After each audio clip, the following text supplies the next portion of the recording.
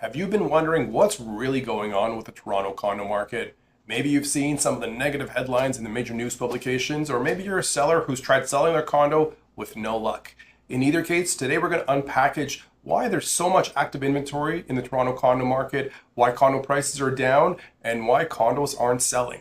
Be sure to stick around till the end of the video because we're also going to touch on what we predict to be happening with future condo prices in the next coming years. All that and more in today's video. Let's jump right in.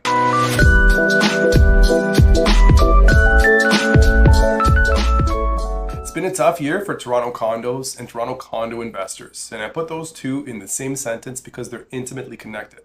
The vast majority of Toronto condos downtown are owned by investors, and when investors feel the pinch, Toronto condos are under pressure as well. Now this year especially has been quite the outlier. We've had changes to the capital gains tax system coming into effect in June.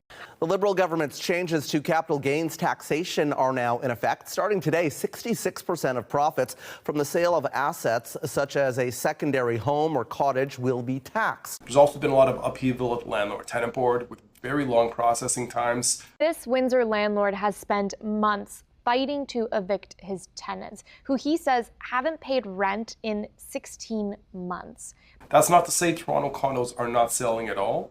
They definitely are selling. My team has transacted on many condos throughout the city this year, but there's a specific type of condo, specific size, a specific profile that's under a lot of pressure and not really moving. If you like this type of content, we'd appreciate it if you subscribe so you can join a growing community.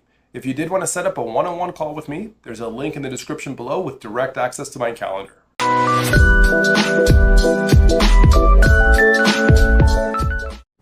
Let's dive into some data provided courtesy of the Toronto Real Estate Board. Now this chart illustrates active listings in the downtown Toronto region for specifically condos and active listings for the last 14 years. Now we can see there's a natural ebb and flow. There's peaks and troughs. Typically in the summer, when the spring market hits, there's a peak in listings. And then in the winter months, things taper off, then back again up, back again down.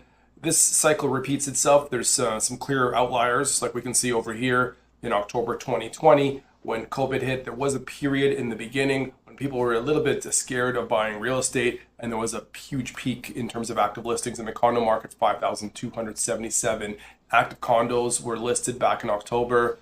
And then when there was a peak, there was a corresponding trough. So we can see what happened not so far after that peak in January of 2022. There was the all-time low of active listings. In the entire downtown Toronto core, only 847 active condo listings were available. This is back when condos were selling within days of coming on market. Multiple offers, bully offers were taking place before offer dates. That's what January 2022 was characterized by. And then as we move out of that frenzy of sorts, we can see the peak and troughs kind of started to return, but with a marked change. There was a gradual progression in the upward direction starting in 2022, kind of early to mid 2022.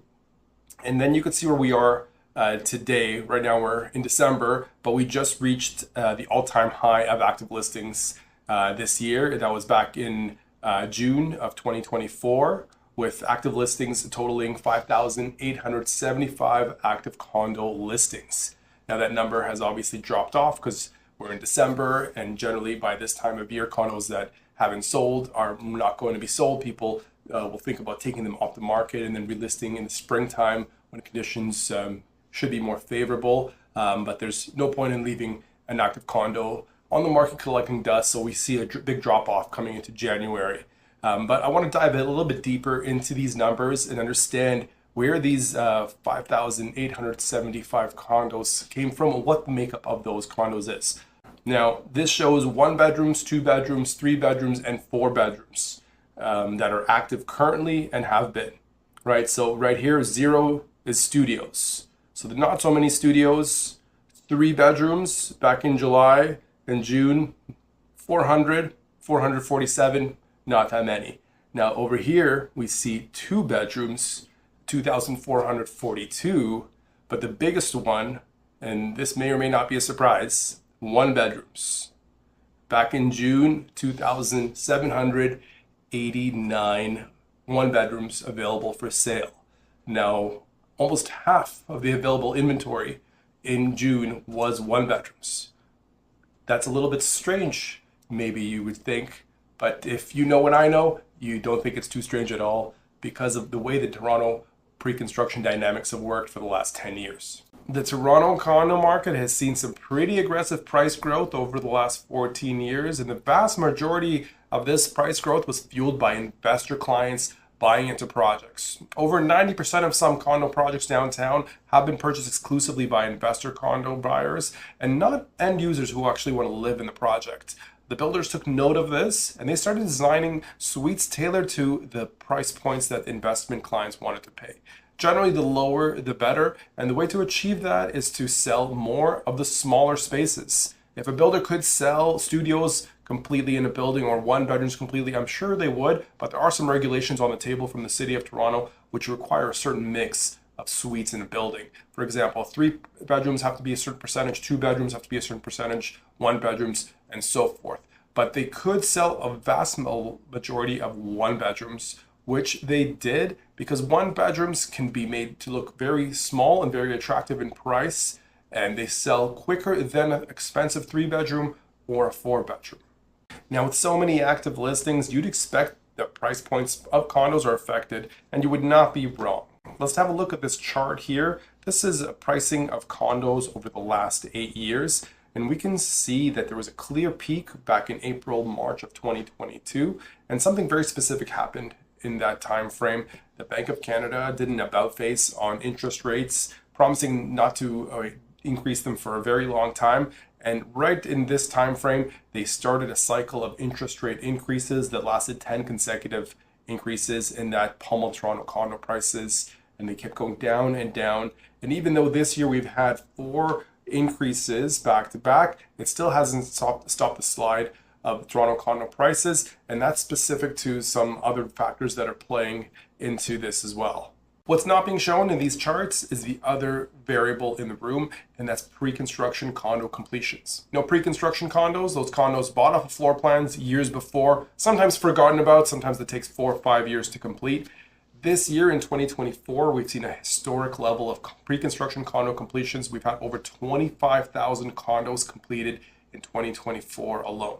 In 2025, there will be over 40,000 condos completed. In 2026, 30,000 condos completed, and I don't see this trend fixing itself until around 2028 when the number gets down to around 5,000 condos. Another important figure I want to talk about is months of inventory. Picture this: if no more condos were listed for sale in Toronto come tomorrow or the day after that, how long would it take to sell today's active inventory of condos?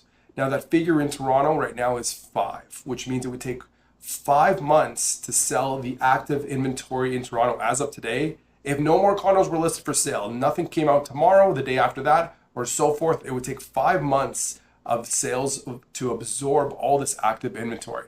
Now, as you can imagine, this number is quite high. It's the highest it's been in 14 years. Another element to this is the assignment market. Assignments are pre-construction condo buyers that are trying to sell their contract before taking the keys and closing the deal.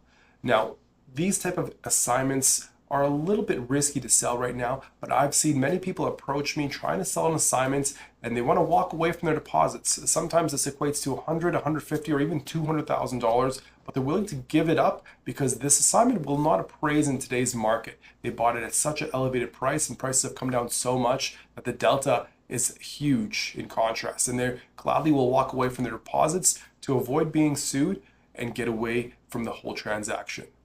So here's my prediction for the future of Toronto condos. It's going to get worse before it gets better, unfortunately. But that's just the way it looks with all these new completions coming online. I predict that 2027 to 2028 are the first years we're going to see any price growth in Toronto condos. There really needs to be a rebalancing of the type of product developers are building. Do we really need thousands of 1 bedrooms dotted throughout the city skyline? Or do we need more family-friendly spaces that can last the test of time and be useful products to have in our city, not just commodities taking up space? That's it for today. I hope you guys found this information useful, and I'd love to hear from you in the comments below of which stat is the most interesting one for you guys. Now, moving forward, we're putting out a video a week about everything to do with life in Toronto, including neighborhood guides, property tours, and real estate tips. So don't forget to like and subscribe so you can be the first to be notified once a new video is released. That's it for today. We'll see you guys on the next one.